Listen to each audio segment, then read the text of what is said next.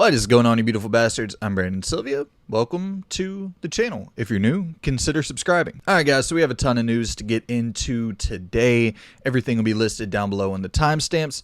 Not going to waste any of your time. Let's go ahead and let's kick this episode, this video, off with, let's talk about State of Decay 3 being made on Unreal Engine 5 alongside the Coalition. This is probably the story that was the most interesting to me over the last few days. And I have an article here pulled up from IGN giving a few details here for State of Decay 3. It says, as reported by WCCF Tech, Matt Booty appeared on Xbox's Major Nelson podcast and shared some interesting behind-the-scenes details on the development of State of Decay 3. You've mentioned Undead Labs. They're working with the Coalition up in Vancouver, our Gears of War studio, using some of the technology around Unreal Engine 5 and some of the stuff that has been in Gears of War before to bring that into State of Decay 3, Matt Booty said to Nelson. Last week before last, we spent all day at Undead Labs in Seattle, which was great, getting the update on State of Decay 3, which has really got some cool stuff, in addition to the fact that State of Decay 2 just continues to grow its user base, Booty added. It's kind of this stealth thing that just keeps growing, and it was cool to get an update. I think we hit 11 million lifetime players on State of Decay 2 now, which is pretty cool. All of that, the things they are doing there are really the testbed, the proving grounds for all the stuff that's going into State of Decay 3. So there's a couple interesting tidbits here in this article. To me, the most interesting thing that is said is that he says, working with our Gears of War studio, using some of the technology around Unreal Engine 5 and some of the stuff that's been in Gears of War before to bring that into State of Decay 3. That is definitely the standout tidbit there that makes you go, okay, so is State of Decay 3 going to be more of a third-person shooter while still having a real focus on the building and the survival and the management aspects of the game, but maybe a little bit more of a narrative focus? And assuming Unreal Engine 5 will probably be used in large part to help polish the game up so it's not as buggy as the State of Decay 1 and 2 were. And that idea really got me thinking a lot. And I was like, man, survival horror, like a real third-person action-adventure, Gears of War-esque survival horror shooter, third-person shooter style of game, but heavy emphasis on the management aspect of things and building your base and,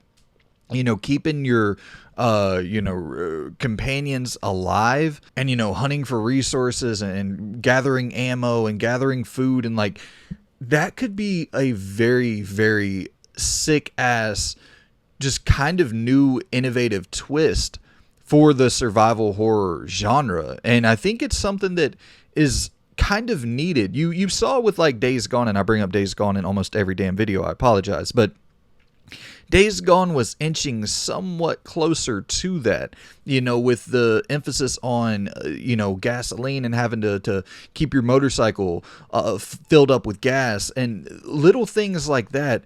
But imagine this huge level management sim, but with actual third person, just tight, solid Resident Evil remake-esque combat and perspective that you are getting to take on as the player. I don't know, man. You saw, the only thing we know from State of Decay 3 right now is we got that cinematic teaser trailer back in like 2020, I believe, a long ass time ago. So it's getting to the point where we're going to have to see something new from this game at some point.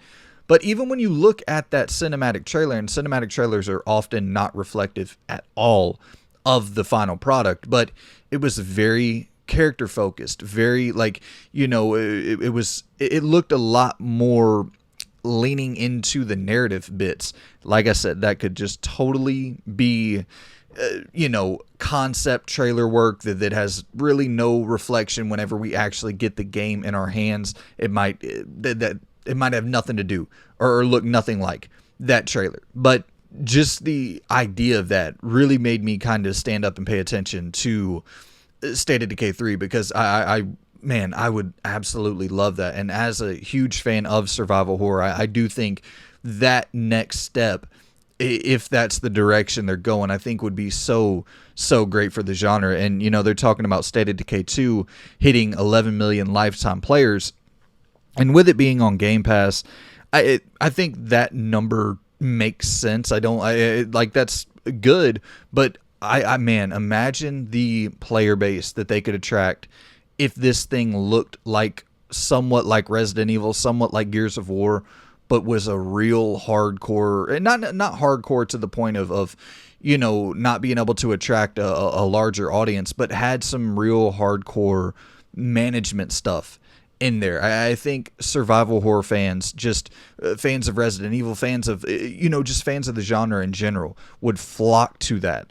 And I think that would probably, you're looking at 25 plus million players, I would assume. I think that could be a legit huge hit, especially, you know, having it day one on Game Pass. Like, that could be a game changer for State of Decay and for Undead Labs. And, you know, Microsoft acquired Undead in either 2018 or 2019, so I think this would technically be, with State of Decay 3, I think that'll technically be the first game that's fully developed under the Microsoft umbrella and fully funded by Microsoft. So it's going to be interesting to see what Undead can do with that type of financial backing. But it just doesn't make a ton of sense, in my opinion, for this game to...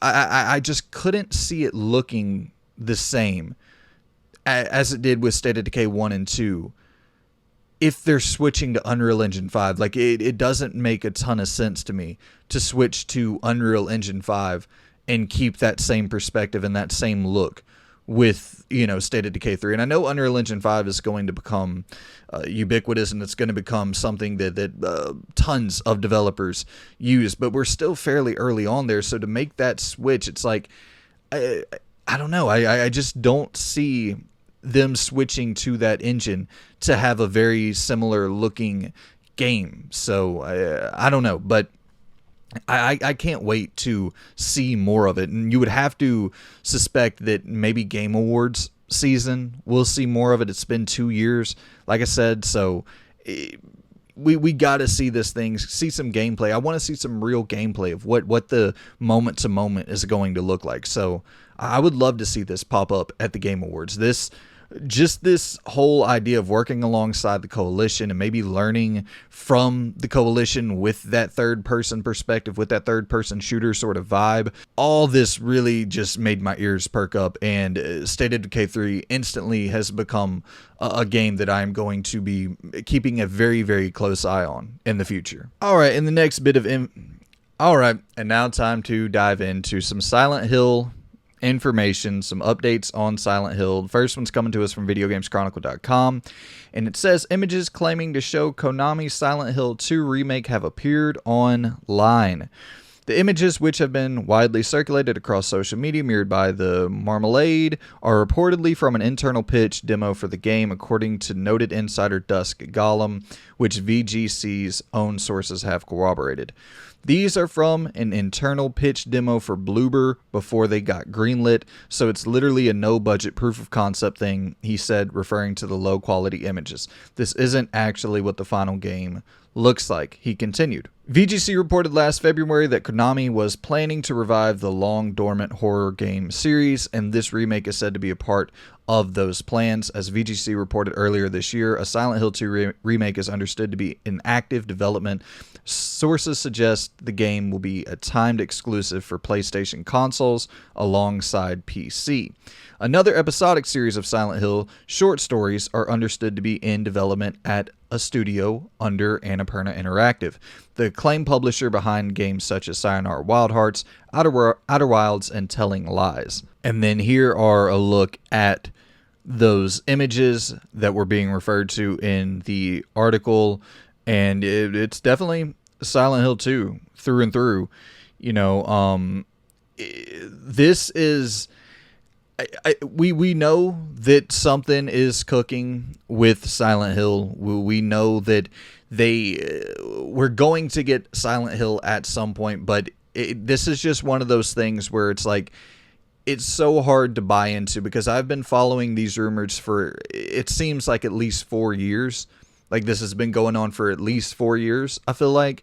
And you would think we're getting closer to that, but then Layers of Fears pops up, and we're going to be getting, a remake of Layers of Fear 1 and 2. And so it's like, okay, well, then is Bloober, do they have another team working on Silent Hill 2, or is Silent Hill 2 a ways off? And all these different things run through your head. And with Silent Hill 2 being in development, of course you would think a remake to Silent Hill 1 is also in development. So it's just the news and the rollout of information on Silent Hill is so damn hard to follow, because you really, it feels like it's been just dragging on forever. And I'm at the point now where I would like to see one of these things get announced, because I guess we'll go ahead and dive into the other story real quick, because there's another rumored Silent Hill game called Silent Hill Sakura, and this is coming to us from WCCF Tech. The Silent Hill Sakura story will feature plenty of mystery, will be more than a PT demo. The Silent Hill Sakura demo will have a story filled with mystery and many cool things that will make it more than just a PT demo, according to a reliable insider. Speaking on Twitter, Dusk Golem, who originally revealed the demo earlier this year, revealed that the story is one of the demo's best features, as it will be filled with mystery and players will have to piece it together. And yeah, Dusk Golem goes on to say more about the story and how he thinks that there's like a document out there that has a lot of the story details available, and he hopes it doesn't get leaked because there's some cool story bits on it. And so yeah, just overall, it's a lot of Silent Hill news, which I really do want Silent Hill to return, but I want to see something. Like, I really want to see something. I want Bloober to announce Silent Hill 2. I want whoever is working under Annapurna, I would imagine that they might be working on the Silent Hill 1 remake, or unless this is that team, the Sakura, the short stories, this could be that. We could be getting a short story Silent Hill series from someone under Annapurna, and, it's called Sakura. And so that'd be great. And I guess that kind of does tie to the idea of it being more of a demo, or at least a shorter slice, and then we keep getting updates or getting new entries into that series as it goes forward. That I guess, yeah, that actually does make sense now that you're starting to piece it together. But then that also leads you to going, okay, well, Silent Hill 1 is also, I'm assuming, in development somewhere, because I just can't imagine you would remake Silent Hill 2 without remaking the first one.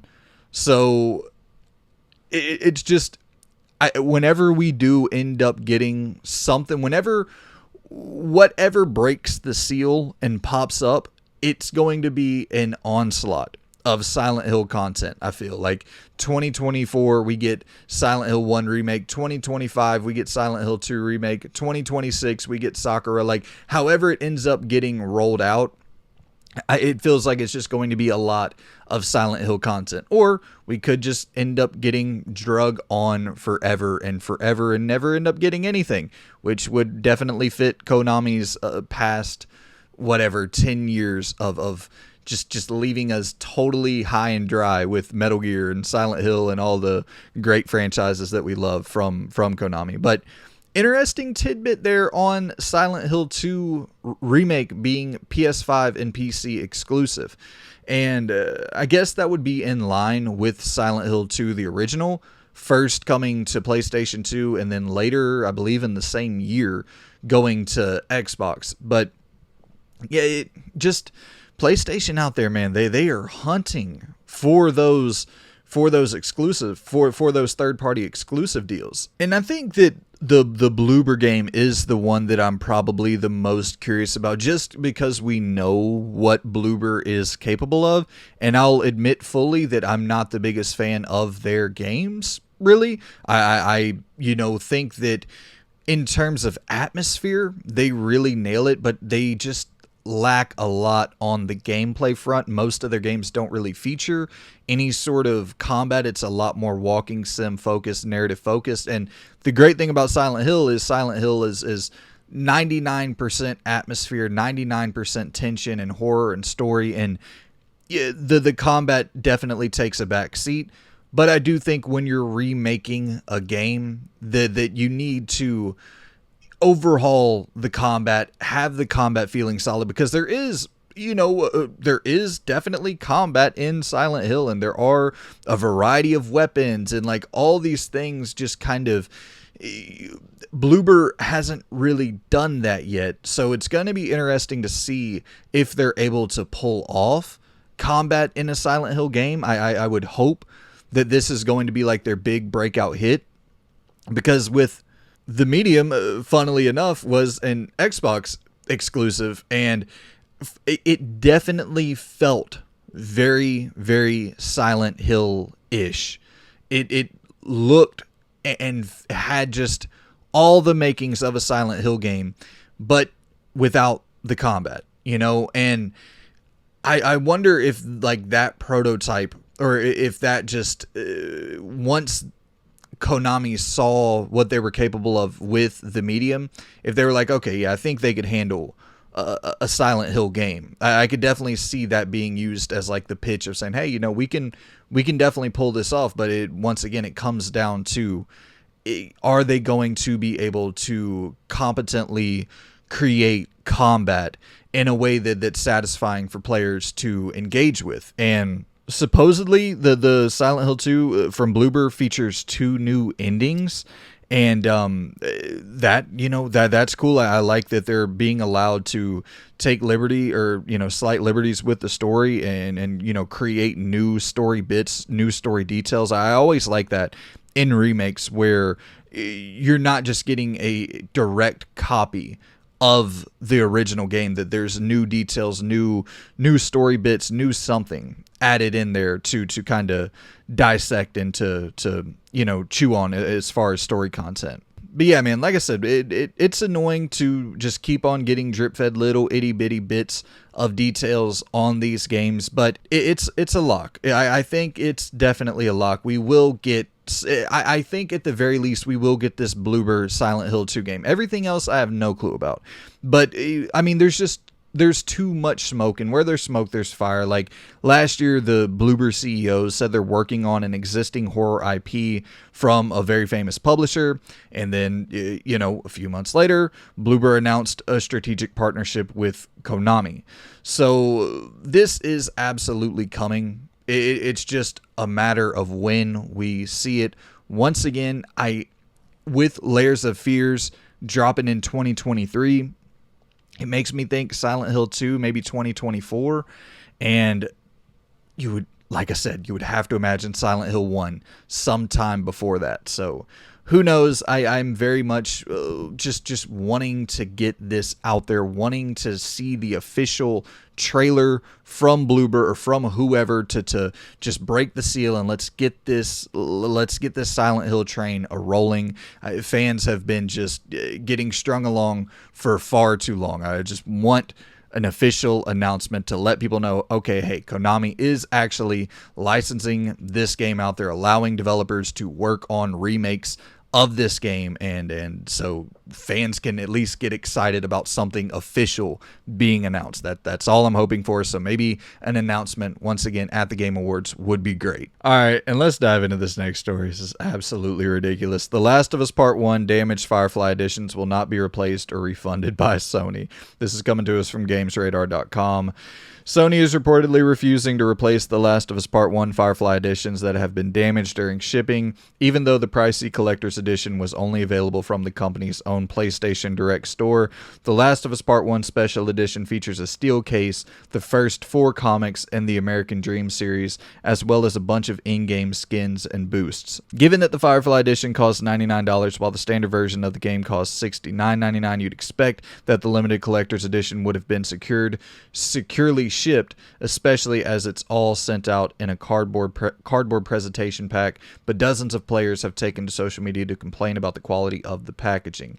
And then there's a bunch of images of people being like, hey, you know, you sent me some bullshit. You shipped this very poorly, and you know, a bunch of damaged copies of their Firefly edition. And I don't mean to just keep beating up on PlayStation, on Sony. I am a lifelong PlayStation fan, but it is just, they are a PR nightmare this generation. They just can't escape it. It's like every single week Sony has some new headline, PlayStation has some new headline where they're just doing some horrible shit to their customer base. And I know this isn't like the biggest deal in the world, but I'd be pissed if I spent $99 on something, it comes in the mail and it's all beat up and damaged, and like, that's shitty. You know, there should be some refund in place if you fucked up the shipping job. Like, spending $100 on an item, you should be taking care of that to make sure that item gets to people in a safe, secure fashion and comes undamaged. And if it gets damaged along the way through, you know, different hands in the shipping process, there should still be something in place for consumers to be able to refund that. That it's just it's crazy. It's crazy, and it's another just black eye for Sony, and what seems to be a black eye every freaking week. And I'm not going to sit here and just harp on this, but it's just ridiculous. It's just totally ridiculous, man. It's like laughable.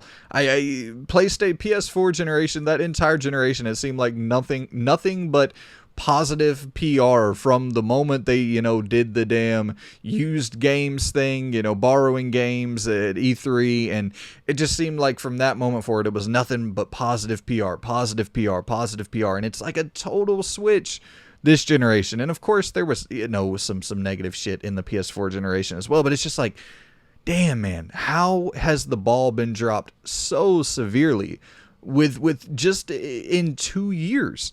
Like it's a total switch in the PR. Like just it's really crazy, and it's fascinating to follow along with, because who would have expected this?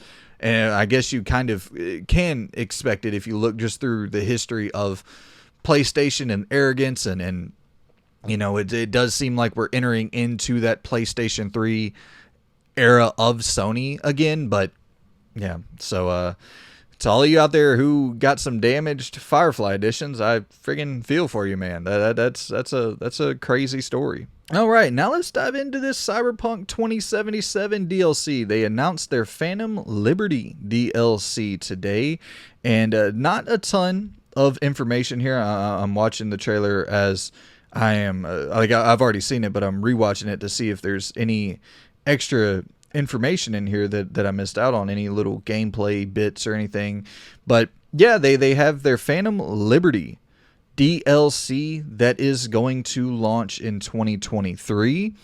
And the coolest thing about this, or I guess the biggest standout, is that you'll see here when it announces its 2023 date that it only says Xbox Series X and S, PS5, PC, and Stadia. So it is not, you know, it's not going last gen, where it's only going to be coming to the current generation of consoles, which is absolutely what that game needs to be running on. No, we don't need anything Cyberpunk with the PS4 and Xbox One. We're good. Let's just move this to only current gen systems. And so that is the thing that has me the most pumped about this trailer. Like I said, it's only a 59-second trailer, but the story kind of seems that you're pledging allegiance to this new United States of America. You're I, V, do solemnly swear.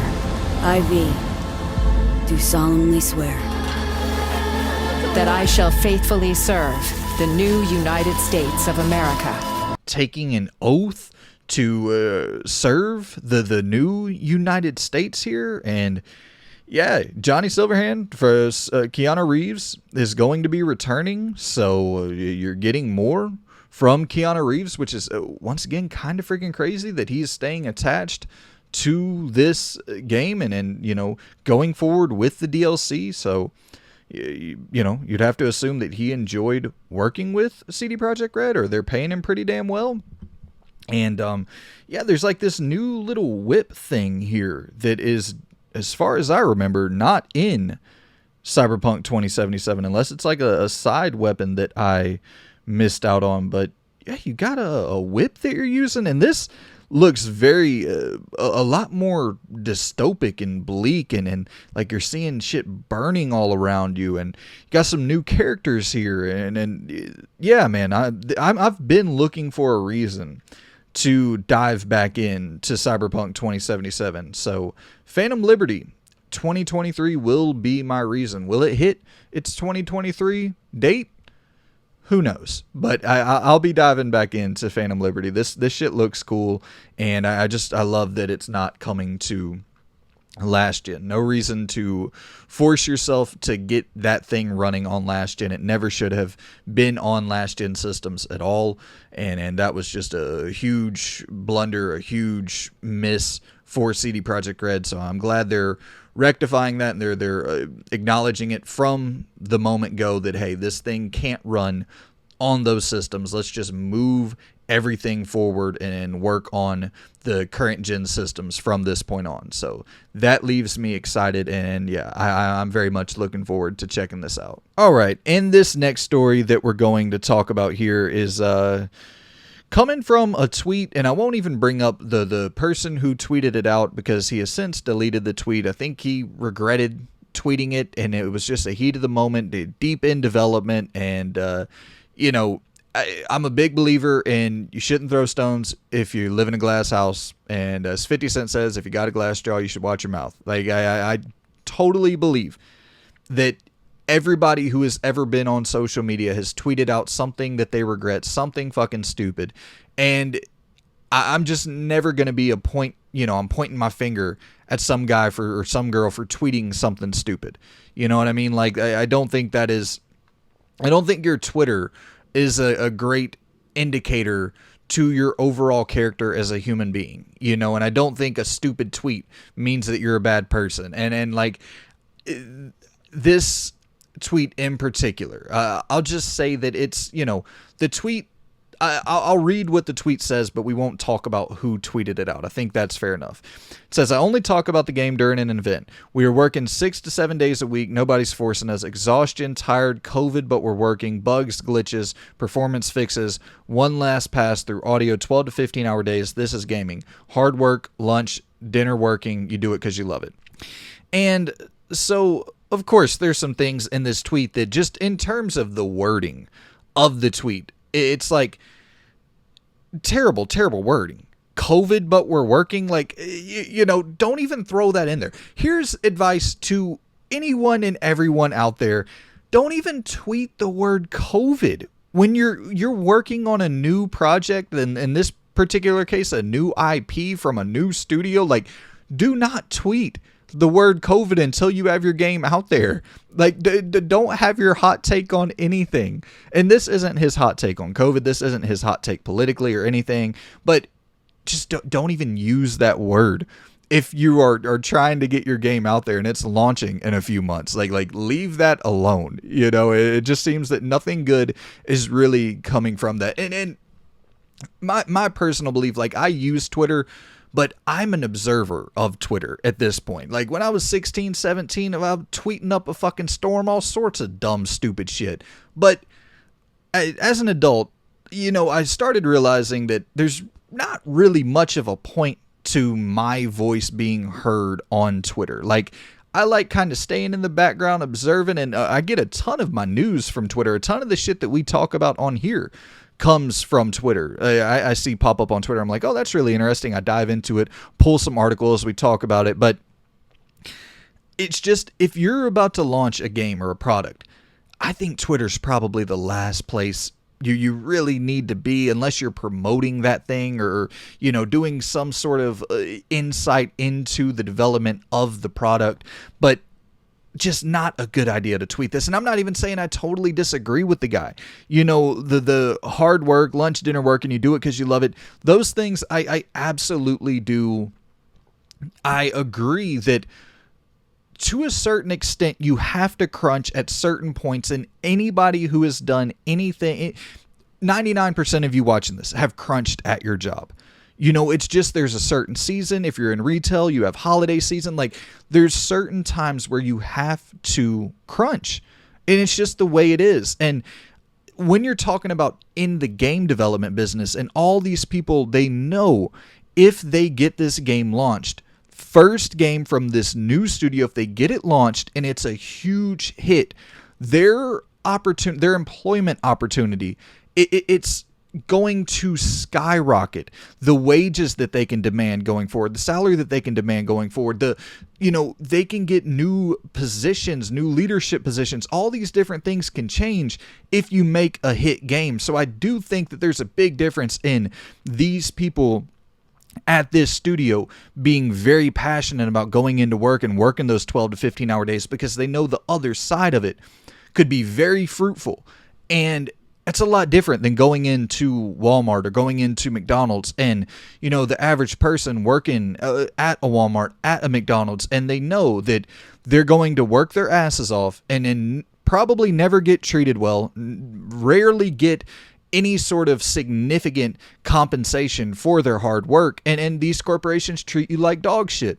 It's just a fact. And with a new studio working hard together and knowing that the possible fruits of their labor could just be immensely valuable if this game comes out and is a huge hit.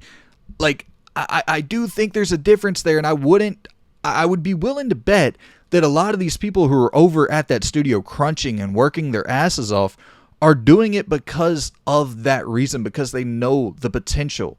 If this game is a hit, they can really make some serious money. And I've seen a lot of people online say, if you want to crunch, talking to this guy, if you want to crunch, if you're the boss, you want to crunch, cool, no problem. But you can't force your employees to do so. And I would agree with that. And nowhere in this tweet, if you go back through the tweet, nowhere in it does it say that anybody is being forced. It actually says the opposite. We're working 6 to 7 days a week. Nobody's forcing us.